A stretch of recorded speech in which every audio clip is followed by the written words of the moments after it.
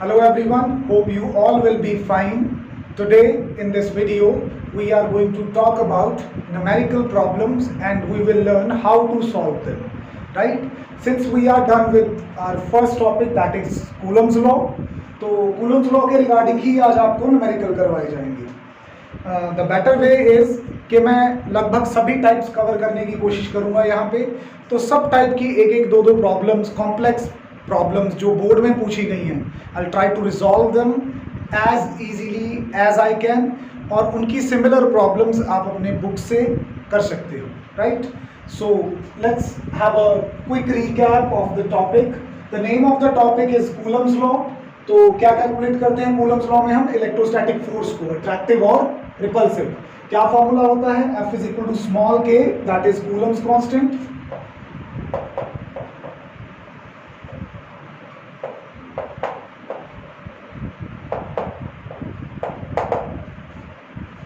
Charge on the first body multiply by charge on second body divided by square of distance between the centers. Okay, यहाँ पे जो k की value है that may be different according to the situation. For example, अगर मेरे पास SI system है और medium vacuum है तो जो k की वैल्यू है वो 9 into 10 raised to power 9 रहेगी. Be careful about the units, newton metre square पर कूलम स्क्वायर. अगर यहाँ पे सिस्टम CGS हो जाए, मीडियम वैक्यूम ही रहे, तो ये k की वैल्यू 1 रह जाती है. वहां पे आपका फॉर्मूला रिड्यूस हो जाएगा Q1 Q2 bye T square में.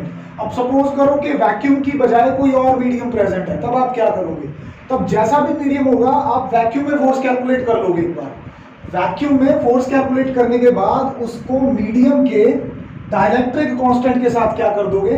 डिवाइड कर दोगे. यानी कि जो फोर्स है वो डाइलेक्ट्रिक कांस्टेंट टाइम्स रिड्यूस हो जाती है डिवाइडेड बाय के.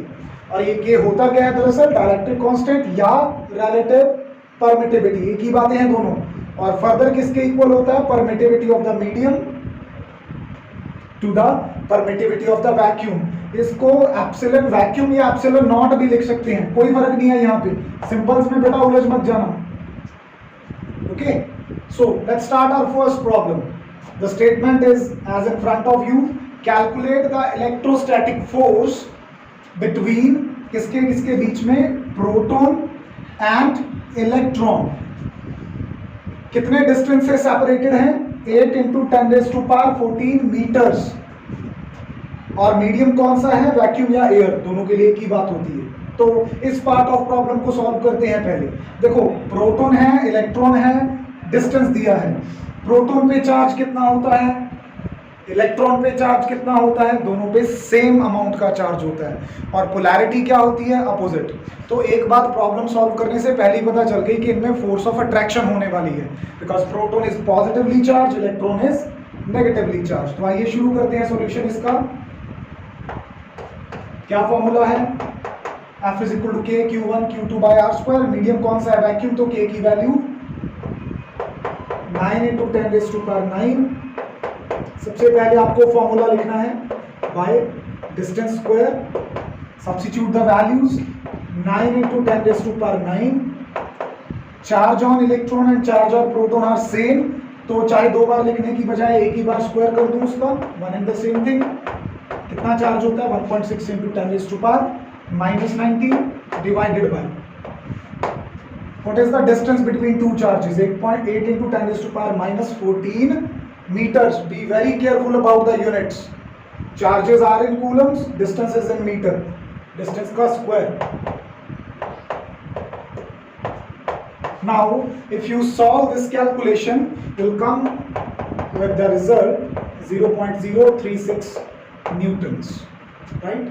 This is the amount of force that exists between protons and electrons. Right, और ये डिस्टेंस लगभग एटॉमिक न्यूक्लियर डिस्टेंस के बराबर है. ओके, अब सेकेंड पार्ट ऑफ स्टेटमेंट को ध्यान से देखते हैं. क्या है? व्हाट विल हैपन, क्या होगा इफ दे आर कैप्ड. दे का मतलब कौन? Proton and electron. वैक्यूम की बजाय किस में रख दिए जाएं? वाटर में रख दिए जाएं. और डाइलेक्ट्रिक कांस्टेंट वाटर का क्या है? दे रखा है हमें कितना? 80. डिस्टेंस क्या रखा है? सेम. यानी कि कुछ नहीं छेड़ा हमने, जो प्रोटॉन और इलेक्ट्रॉन 10⁻⁻14 डिस्टेंस पे पड़े थे हवा में, इनको उठा के ऐसे ही किस में रख दिया, पानी में। तो पूछा है फोर्स के ऊपर क्या इफेक्ट पड़ेगा। पानी के आ जाने से फोर्स क्या हो जाएगी, कम हो जाएगी। और कितने टाइम्स कम हो जाएगी, k टाइम्स कम हो जाएगी। क्या हमें k गिवन है, यस, कितना, 80। तो बड़ा सिंपल है, हम वैक्यूम में फोर्स कैलकुलेट कर चुके हैं और हमें किस में कैलकुलेट करनी है, वाटर में।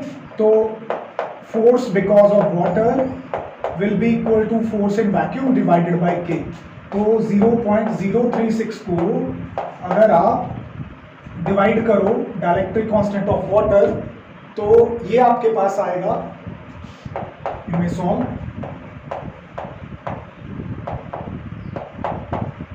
What do you see? Force 0.36 Newton थी, यहां पे 0.00045 हो गई। 80 टाइम्स फोर्स क्या हो गई उसकी, कम हो गई। This is what we discussed while having Coulomb's law at the first glance. चलिए अगले न्यूमेरिकल पे चलते हैं। This is one of the important numerical, आपकी एनसीईआरटी प्रॉब्लम है ये।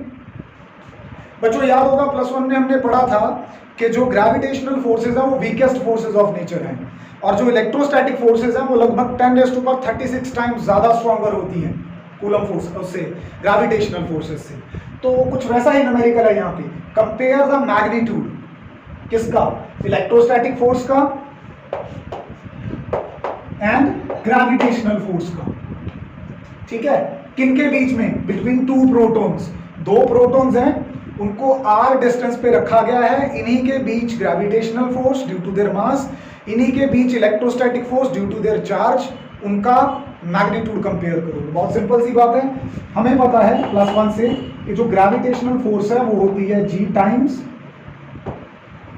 m1 m2 बाय d², और इलेक्ट्रोस्टैटिक फोर्स होती है k टाइम्स, और ये किसमें पड़े हैं, ऑफ कोर्स यहाँ पे वैक्यूम या एयर में पड़े हैं।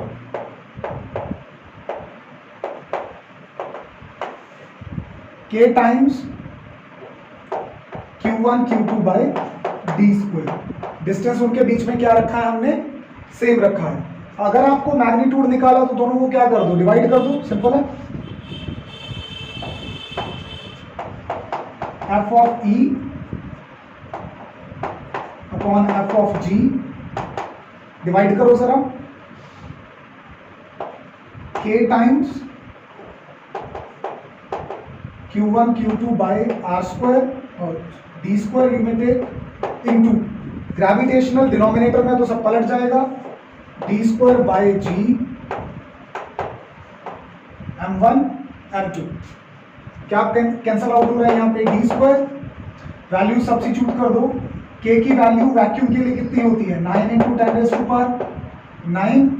चार्ज किसके ऊपर पूछा गया है, प्रोटॉन्स है ना, दो प्रोटॉन के ऊपर चार्ज हमें पता है, उसके लिए दोनों प्रोटॉन्स है तो q1 भी उतना ही है, q2 भी उतना ही है, तो स्क्वायर में लिख देते हैं सीधा, 1.6 × 10⁻⁻19² अपॉन, नीचे क्या है, g की वैल्यू, g कितना है 6.67, +1 से याद रखना है आपको ये, 10⁻⁻11 न्यूटन मीटर स्क्वायर पर किलोग्राम स्क्वायर। m1 m2 किसके हैं, mass of first proton, mass of second proton, दोनों सेम होंगे। तो प्रोटॉन का मास हमें यहाँ पे स्टेटमेंट में दे रखा है, कितना है 1.6 × 10⁻⁻27 kg। एक बात यहाँ पे देखने वाली है कि सब चीजें हमें ऐसा सिस्टम में थी तो हमने वैसे ही यूज किया है सब। अगर आप इस चीज को सॉल्व करो, द रेशो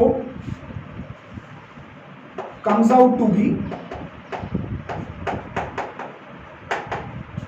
देखो स्क्वायर है 1.6, ये कैंसल आउट हो जाएगा, बाकी आप 10 की पावर्स ये सब अगर आप सॉल्व कर लेते हो, the answer comes out to be 0.84 × 10⁻36।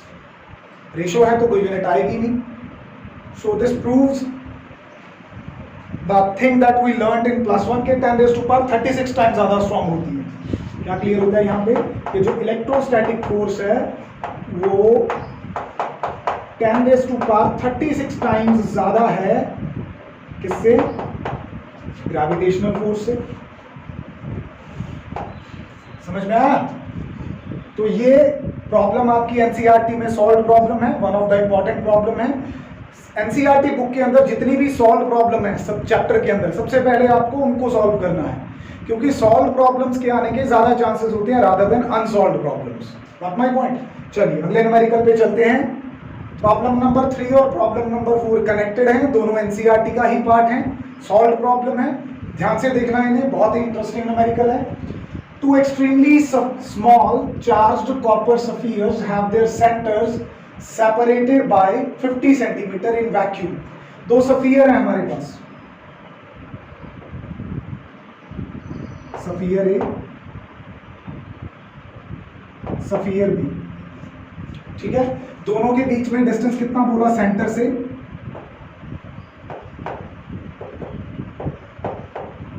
50 centimetre.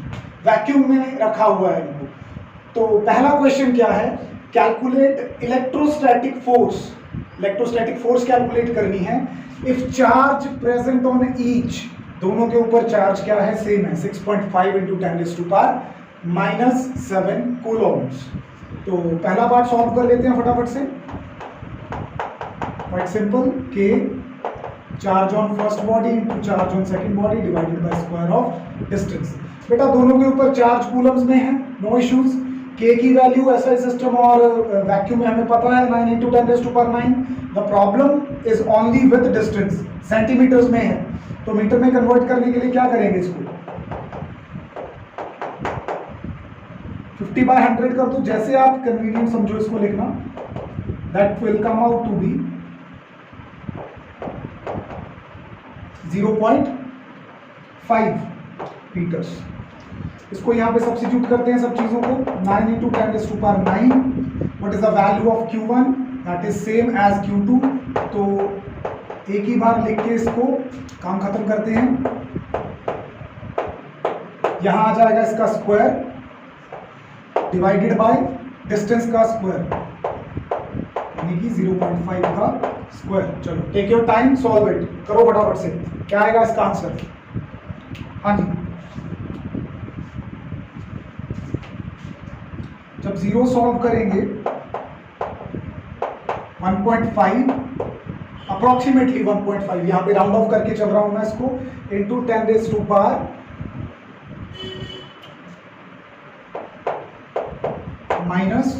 -2 newtons. Okay, this is going to be your answer. अच्छा, अभी सेकेंड पार्ट ऑफ प्रॉब्लम में क्या कहा गया हमें? What will be the force of repulsion? क्योंकि दोनों सिमिलरली चार्ज थे, तो ये ए बी को रिपेल करेगा, बी ए को रिपेल करेगा। अगर दोनों सिमिलरली चार्ज्ड हैं, सेकंड पार्ट के ए सेक्शन में क्या पूछा गया? Charge on each sphere is doubled and distance is half. मतलब ए के ऊपर जितना चार्ज है उसको भी डबल कर दूं, बी के ऊपर जितना चार्ज है उसको भी डबल कर दूं, और दोनों के बीच में डिस्टेंस घटा के क्या कर दूं? इससे हाफ कर दूं। तो फोर्स कैसे बदल जाएगी? देखो, इसको सिंपली सॉल्व कर सकते हैं। नई फोर्स कैलकुलेट करनी है। जो नया चार्ज है उसको क्या कर दिया गया है? क्या कर दिया गया? उसको डबल कर दिया गया। मतलब इस पे भी डबल, इस पे भी डबल। तो Q1 का भी डबल, Q2 का भी डबल। टोटल फैक्टर कितना हो गया? 2 × 2 4। डिस्टेंस क्या हो गया? हाफ। तो आई कैन से कि जो नई फोर्स है, मीडियम तो वही वैक्यूम रखा गया है, पहला चार्ज डबल कर दिया इन्होंने, दूसरा चार्ज भी डबल कर दिया। डिस्टेंस पहले कितना डिस्टेंस था? लेट्स से d था, अब क्या कर दिया उसको? हाफ, और उसका क्या आ गया? स्क्वायर। बेटा ये जरा फैक्टर सॉल्व करो। 2 × 2 हो गया 4, नीचे d² बाय क्या आएगा? 2 का स्क्वायर 4, वो 4 ऊपर आके ऊपर वाले 4 के साथ मल्टीप्लाई होकर क्या बन जाएगा? 16। अल्टीमेटली साथ में क्या आएगा? k times Q1 Q2 by d²। अब ध्यान से देखो, ये सारा फैक्टर तो आप पहले पार्ट में भी सॉल्व कर आए हो। इसका आंसर कितना आता है? 1.5 × 10⁻⁻²। इसका मतलब अगर इस सारे की वैल्यू मैं डायरेक्टली यहां पे सब्स्टिट्यूट कर दूं, न्यूमेरिकल बिकम्स सिंपल, और फोर्स वहां पे हम क्या कर सकते हैं? सीधा लिख सकते हैं। चलो लेट्स डू दैट।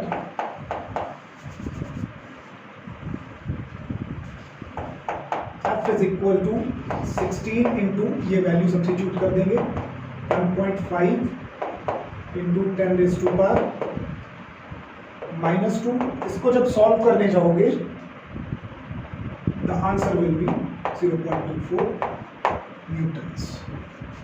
ठीक है, इजी। सेकंड का ये पार्ट हमसे क्या हो गया, सॉल्व हो गया।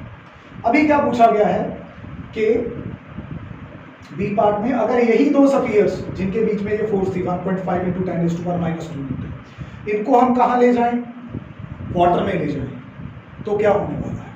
प्रीवियस प्रॉब्लम में हमने देख लिया है कि जब भी उन चार्ज बॉडीज को हम लेके जाएंगे वाटर में तो उनके बीच में फोर्स क्या हो जाएगी, कम हो जाएगी।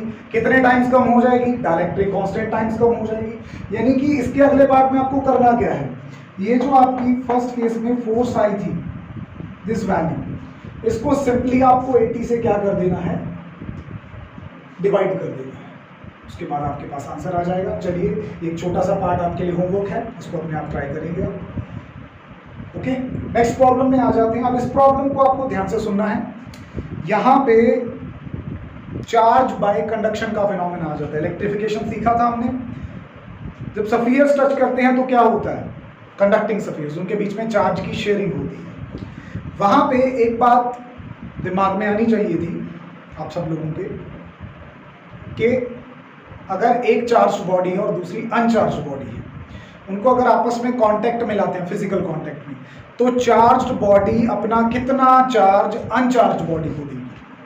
ठीक है, चार्ज्ड बॉडी अपना कितना चार्ज अनचार्ज्ड बॉडी को दे देगी, सारा, आधा, क्या ये हर बार होगा, किन फैक्टर्स पे डिपेंड करता है, ये डिपेंड करता है पोटेंशियल पे। एक चार्ज्ड बॉडी एक अनचार्ज्ड बॉडी को तब तक चार्ज देती रहती है जब तक दोनों का पोटेंशियल क्या नहीं हो जाता, सेम। जैसे सिंपल है, ये आप एक प्लैंक लगा हुआ है, यहाँ पे रुढ़ान है, यहाँ पे भी, यहाँ पे कुछ चीज़ रखो तो वो अपने आप गिर के कहाँ पे आएगी, यहाँ पे आएगी। क्यों? क्योंकि वो अपना लेवल इसके जितना बनाना चाहती है।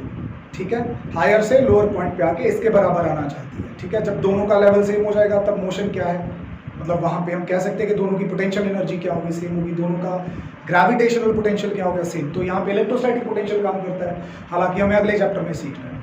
यहाँ पे आपकी नॉलेज के लिए आपको बता देता हूँ कि अगर सफियर्स आइडेंटिकल हैं, अगर दोनों बॉडीज बिल्कुल आइडेंटिकल हैं, सफियर आइडेंटिकल है, एक जैसे हैं, तो आधा आधा चार्ज शेयर हो जाएगा। क्योंकि शेयरिंग डिपेंड करती है पोटेंशियल पे, पोटेंशियल डिपेंड करता है आगे ज्योमेट्री पे, उसके साइज पे, उसके रेडियस पे, अगर स्फेरिकल है, राइट।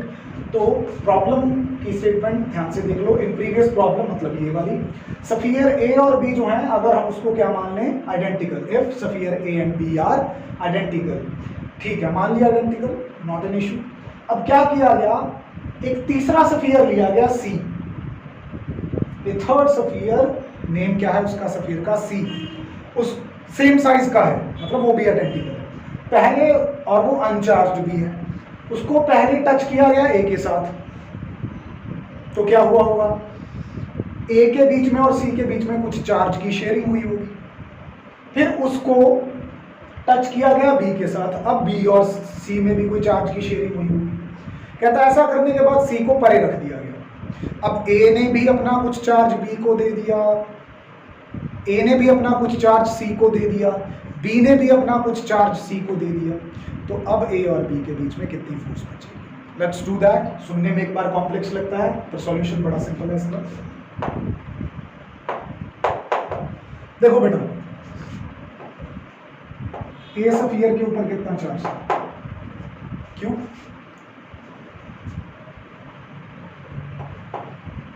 सी सफियर पास में लेके आया, इसकी कितना चार्ज था, कोई चार्ज नहीं था, जीरो। जब दोनों टच करेंगे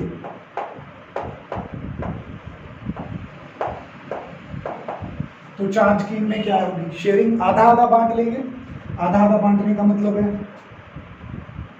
कि Q प्लस 0 डिवाइडेड बाई 2, कितना आ गया ये, Q/2। इसका मतलब पहली बॉडी पे भी चार्ज Q/2 रह गया और दूसरी बॉडी पे भी चार्ज कितना आ गया, Q/2।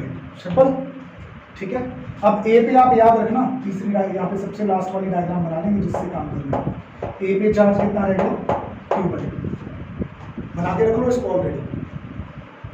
अब इस सी स्फीयर को जिसके ऊपर Q/2 चार्ज आ चुका है, इसको किसके साथ टच किया गया है?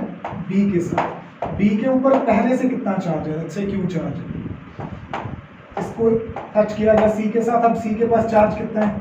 Q/2। इनके बीच में चार्ज की क्या होगी? शेयरिंग। B के पास ज़्यादा चार्ज है, C के पास कम चार्ज है। B अपना कुछ चार्ज किसको देगा? C को देगा। कब तक देता रहेगा? जब तक पोटेंशियल सेम नहीं हो जाता। आफ्टर दैट जब इक्विलिब्रियम आ गया शेयरिंग का, तो कितना चार्ज होने वाला है? इनका एवरेज निकाल दो।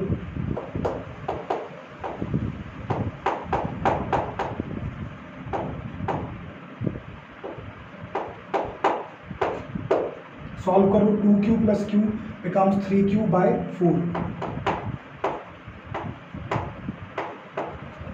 इसका मतलब after sharing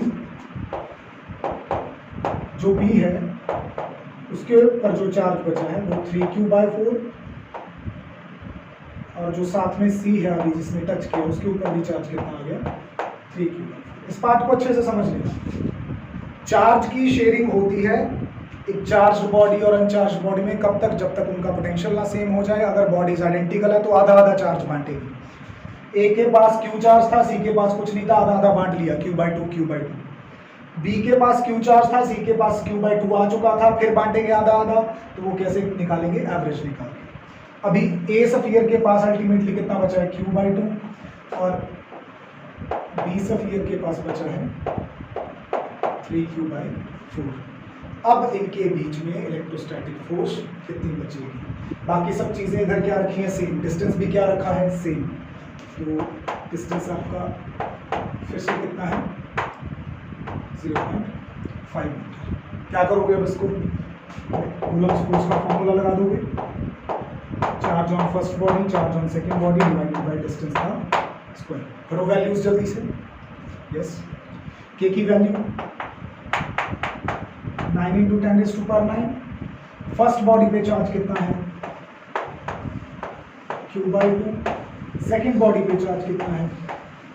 3Q/4 divided by distance का स्क्वायर कितना है? 0.5। यहां पे इसको सॉल्व करोगे, सारे फैक्टर्स, Q की वैल्यू कितनी भरोगे? हमें ऑलरेडी गिवन थी 10⁻⁻7 Coulomb's.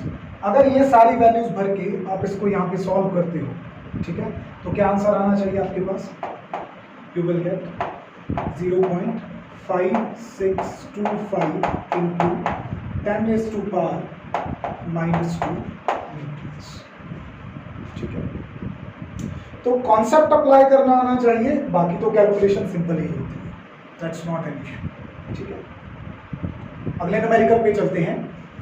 Next problems are related to equilibrium of charges, और ये one of the important problems हैं आपके बोर्ड एग्जाम्स के लिए भी और आपके कॉम्पिटिशन्स के लिए भी, सो पे क्लोज अटेंशन।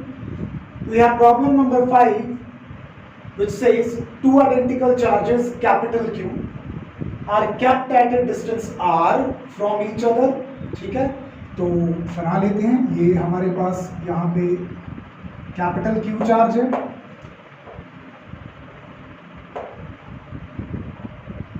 यहाँ पे कैपिटल Q चार्ज है, let's say we are calling it A, we are calling it B। A और B पॉइंट पे हमारे पास Q चार्जेस और इनके बीच में डिस्टेंस कितना है? R है। ओके,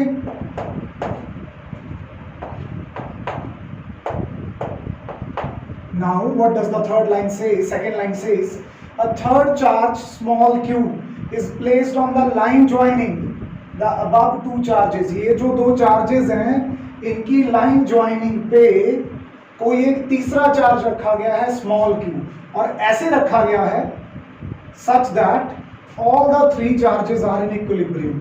तीनों चार्जेस इक्विलिब्रियम पे हैं, मतलब तीनों की फोर्स एक दूसरे पे मिला जुला के क्या हो रही है? जीरो। इक्विलिब्रियम का मतलब होता है एक जगह पे टिक जाना, जहां पे नेट सिस्टम के ऊपर नेट फोर्सेस क्या लगे? जीरो लगे। ठीक है, तो ये जो आपका स्मॉल क्यू है थर्ड वाला, इसकी तीन चीजें पता करो। इसका मैग्नीट्यूड कितना है? How much is that? इसका साइन क्या है, पॉजिटिव है या फिर नेगेटिव है। तीसरा, इसकी क्या पता करो, पोजीशन पता करो। तो पहले ना हम सबसे पहले पोजीशन निकाल लेते हैं इसकी। Q1 यहाँ पे A और B के बीच में, लेट्स से मैं कहीं भी, let's say at this point, I am not saying mid point, कहीं भी मैंने यहाँ पे स्मॉल चार्ज रख दिया। लेट्स से कि ये जो C पॉइंट है, दिस पॉइंट C, ये A से कितना दूर है, लेट्स से x डिस्टेंस दूर है। तो ये अपने पास कितना बचा, r माइनस एक्स। अगर इतना हिस्सा x है तो इतना कितना बचा, r माइनस एक्स। तो अब ये Q चार्ज इक्विलिब्रियम में तभी हो सकता है जब Q के ऊपर ये, इसके ऊपर ये वाला चार्ज और ये वाला charge equal and opposite force लगाए। टग ऑफ वॉर, इधर से भी उतना ही खींचो, दूसरी तरफ से भी उतना ही उधर को खींचो। अगर इक्वल फोर्स लगा के अपोजिटली खींचोगे तो चार्ज कहाँ रहेगा, बीच में ही रहेगा ना, ऐसा मान लेते हैं। तो इसकी पोजीशन इक्विलिब्रियम में करने के लिए the force applied by charge on A and the force applied by charge on B on this charge which is placed at C must be same. ठीक है, तो यहाँ पे मैं कर देता हूँ कूलम्स लॉ यूज करके K टाइम्स, कोई मीडियम नहीं दिया गया है तो वैक्यूम ही मान के चलेंगे। कितना डिस्टेंस इनके बीच में, एक्स स्क्वायर, ये इसके ऊपर जितनी फोर्स लगाए ये भी उसके ऊपर उतनी ही फोर्स लगाए। K टाइम्स ये कितना Q, ये कितना स्मॉल q, और इनके बीच में डिस्टेंस r माइनस एक्स का स्क्वायर। कैंसिल करो, क्या होता है, सारे का सारा न्यूमरेटर कैंसिल हो जाएगा, पलट दो इसे, get x square is equal to r minus x whole square. Powers cancel हो गई, बेस कंपेयर कर दो, इस x को इधर लेके आओगे, you will gate twice of x, twice of x से r सॉल्व करोगे तो कितना आ जाएगा, क्या पता चलता है यहाँ से कि ये जो चार्ज आपने रखा था ये एग्जैक्टली कहाँ रखा था, r/2 मतलब इस टोटल डिस्टेंस का हाफ, मिड पॉइंट पे। ठीक है, हमने शुरू में माना नहीं था कि मिड पॉइंट है, लेकिन अल्टीमेटली क्या आ गया, मिड पॉइंट आ गया। ठीक है, तो ये क्या पता चल गई हमें, पोजीशन है ना, आसान। ओके, अब इसके बाद साइन के बारे में बात कर लेते हैं। बेटा एक बात ध्यान से सुनो, A और B पे जो चार्ज हैं वो क्या हैं, आइडेंटिकल। आइडेंटिकल का मतलब होता है कि उनकी अमाउंट भी उतनी ही है और उनका साइन भी सेम है, पोलैरिटी और अमाउंट दोनों सेम है। इसका मतलब जरूर A B को क्या कर रहा होगा, कैपिटल Q को क्या कर रहा होगा, रिपेल किधर को, उधर को कर रहा होगा। लेट्स से मैं A की पोजीशन फिक्स मान लेता हूं अपनी तरफ से, तो A जो है B को किधर को धकेल रहा होगा, इधर को। हमें सिस्टम को किस में रखना है, इक्विलिब्रियम में। A B को पुश करना चाहता है परे अपने से, तो यहाँ पे C को क्या कोशिश करनी चाहिए, C के ऊपर ये जो अपना छोटा सा Q है इसको क्या कोशिश करनी चाहिए कि ये B पे पड़े चार्ज को, जिसको A धकेल रहा है, उसको अपनी तरफ वापस खींच ले कि नहीं भाई यहीं आ जा वापस। अब ये वाला Q इस Q को कब अपनी तरफ खींच सकता है, बेटा अगर ये पॉजिटिव है, ठीक है, तो इसको क्या होना पड़ेगा, नेगेटिव होना पड़ेगा, तभी अपनी तरफ अट्रैक्ट कर पाएगा। इसका मतलब अगर यहाँ पे ये कैपिटल Q's हम पॉजिटिव लेके चल पड़े, क्योंकि स्टेटमेंट में नेगेटिव की बात नहीं की गई है, तो स्मॉल q हमारा यहाँ पे क्या होना चाहिए, नेगेटिव होना चाहिए। क्यों, so that it can keep the system in equilibrium. Equilibrium का मतलब नेट फोर्स क्या लगे, जीरो। ये वाला कैपिटल Q, इस कैपिटल Q को जितनी फोर्स से परे धकेल रहा है, ये वाला स्मॉल q उतनी ही फोर्स से इसको अपनी तरफ क्या कर ले, अट्रैक्ट कर ले। यानी कि ये जो यहाँ पे फोर्स लग रही है किसके किसके बीच में, A और B के बीच में, ये फोर्स मस्ट बी इक्वल होनी चाहिए किसके बीच में, इस और इसके बीच में, किस तरफ, इधर। ठीक है, यानी कि C और B के बीच में। अगर इन दोनों फोर्सेस को मैं इक्वेट कर दूं तो मुझे पता चल जाएगा। जो तीसरी बात मेरी बची है निकालनी, क्या, मैग्नीट्यूड। करते हैं ट्राई। फॉर दैट हम यहाँ पे क्या कहेंगे कि जो force between A and B है, रिपल्सिव फोर्स, वो force between B and C attractive के बराबर होनी चाहिए, तब सारा सिस्टम हमारा किसमें चला जाएगा, इक्विलिब्रियम में चला जाएगा। कर दो ये, अब निकालना आता है आपको, K टाइम्स ए और बी के बीच में क्यू क्यू बाय डिस्टेंस दोनों के बीच में कितना है, r square is equal to B और सी के बीच में, बी और सी के बीच में। यहां पे अगर आप नेट फोर्स के दो कॉन्सेप्ट्स हैं बेटा, ध्यान से देख लो एक बार। या तो वेक्टर फॉर्म में आप बोल देते हो कि नेट फोर्स क्या होनी चाहिए, जीरो। इसका मतलब है कि आप सारी फोर्सेस का सम एक तरफ ले लो। जब आप सारी फोर्सेस का सम एक तरफ लोगे तब आपको साइन प्लस माइनस साथ में लेने हैं। हमने यहाँ पे क्यू को नेगेटिव बोल तो दिया है, पर मैंने यहाँ पे क्यू का साइन नेगेटिव नहीं लेना। और इनके बीच में डिस्टेंस, अगर ये हमारा ए से सी आधा है r/2, तो ये भी r/2 होगा। अब मैं आपसे बात कर रहा था कि या तो आप ऐसा बोल दो, इसी चीज को मैं कैसे बोल सकता हूं, जो F12 है वो इक्वल और ऑपोजिट होनी चाहिए F21 के। तो जब मैं इक्वेट कर रहा हूं तो एक नेगेटिव साइन इक्वल और ऑपोजिट वाला आएगा, एक नेगेटिव साइन चार्ज का आ जाएगा, दो पॉजिटिव हो जाएंगे। तो आपको इन दो कंडीशंस का ख्याल रखना है बेटा, ये कई बार कंफ्यूज कर जाती हैं आपको न्यूमेरिकल्स में। अगर तो नेट फोर्सेस का सम इज इक्वल टू 0 रखना है इक्विलिब्रियम के केस में, फिर तो साइन लेने पड़ेंगे आपको, टेक साइन, पॉजिटिव नेगेटिव जो भी चार्ज के साथ है। अगर ये सिचुएशन ले रहे हो आपके इक्वल एंड अपोजिट रख के चल रहे हो, फिर आपको साइन की जरूरत नहीं है, क्योंकि वो अपने आप क्या हो जाएंगे, न्यूट्रलाइज हो जाएंगे। So keep this thing in your mind. तो मैंने यहां पे इक्वल वाला केस लगा दिया, तो मैं पोलैरिटीज चार्ज की नहीं ले रहा। करो कैंसिल, क्या कुछ होता है यहां से, देखो इसका आर स्क्वायर आएगा, इसके आर स्क्वायर से क्या हो जाना है, कैंसिल, 1/2 का स्क्वायर बन के चला जाएगा 4।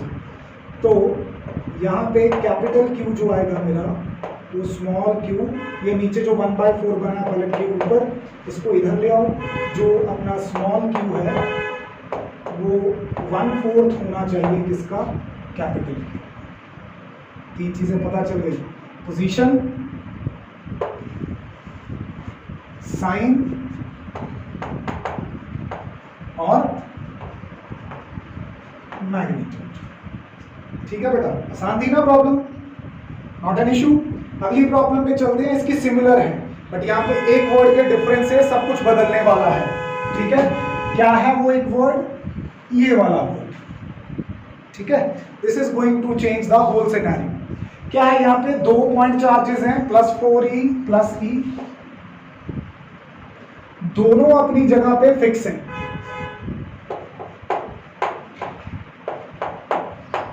ठीक है, फिक्स हैं, इनके बीच में डिस्टेंस कितना है, a। Okay, where should a third charge small q be placed on the line joining of these two charges. एक चार्ज है हमारे पास स्मॉल q, ये लो रख दिया।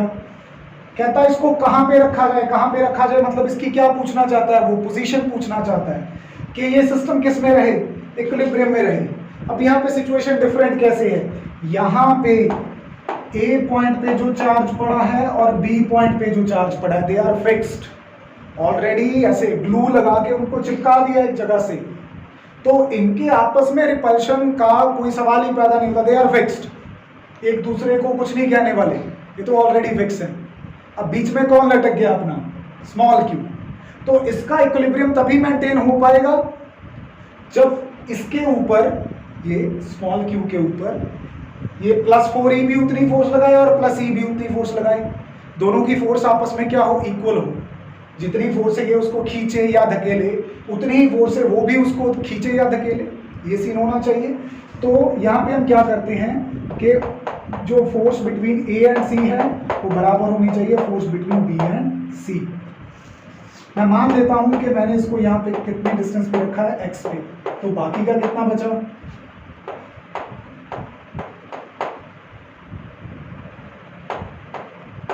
a minus x. बस कर दो अभी coulomb force, k +4e into small Q divided by distance कितना है x, उसका स्क्वायर आ गया। इधर k टाइम्स चार्ज कितना है प्लस e,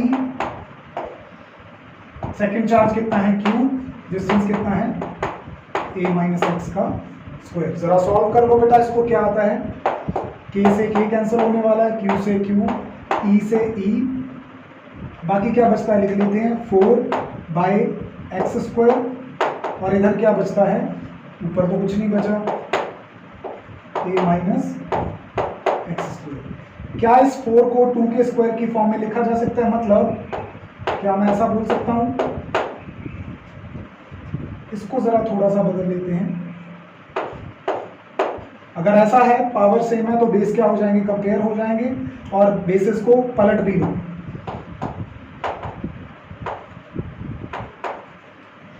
सॉल्व कर लो इसको, x को इधर लाके प्लस कर दो। जब इधर लाके प्लस करोगे तो क्या बनेगा, x बाई 2 प्लस एक्स, ये बन जाएगा आपका 3x बाई 2। हमें निकालना था x, इसको इधर ले आओ, this will be 2a by 3।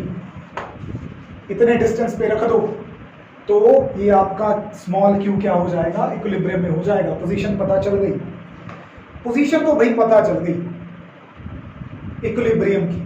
अब इक्विलिब्रियम आपका फिजिक्स में होता है दो तरह का, ठीक है। क्या कहता है इक्विलिब्रियम, नेट फोर्स जीरो होनी चाहिए, मतलब कोई टिक के बैठ जाए वहां पे, क्योंकि नेट फोर्स जीरो है तो वहां पे रेस्ट और यूनिफॉर्म मोशन दोनों के केस हो सकते हैं, यहाँ पे रेस्ट का लेके चलते हैं। स्टेबल इक्विलिब्रियम का मतलब होता है एक ओबीडिएंट बच्चे की तरह, कि जिसको जहाँ पे समझा बुझा के बिठा दिया वहाँ पे बैठ जाए, अगर वहाँ से डिस्टर्ब करने की कोशिश करें तो वापस वहीं पे आ जाए। अनस्टेबल इक्विलिब्रियम होता है नटखट बच्चे की तरह, अगर उसको उसके इक्विलिब्रियम से दूर जाने की जरा सी भी परमिशन दी जाए तो परमानेंटली चला जाए वहाँ से। तो ये फंडा है स्टेबल और अनस्टेबल इक्विलिब्रियम का, इसको यहाँ पे अप्लाई करते हैं, ठीक है। देखो अगर अपना स्मॉल क्यू चार्ज है, इसको मैं मान लेता हूं पॉजिटिव, क्या मान लेता हूं, पॉजिटिव, तो क्या होगा, ये इसका इक्विलिब्रियम पोजीशन है, मतलब यहां पे ये आराम से टिक के बैठा है। अब कोई आया इसको डिस्टर्ब करेगा, किधर डिस्टर्ब करेगा, या तो ए की तरफ डिस्टर्ब करेगा या किसकी तरफ डिस्टर्ब करेगा, बी की तरफ। अगर इसको कोई ए की तरफ पुश करेगा तो ए तो खुद पॉजिटिव है, वो कहेगा भाई तू भी पॉजिटिव है, अपनी तो बनती नहीं है, दूर चला जा।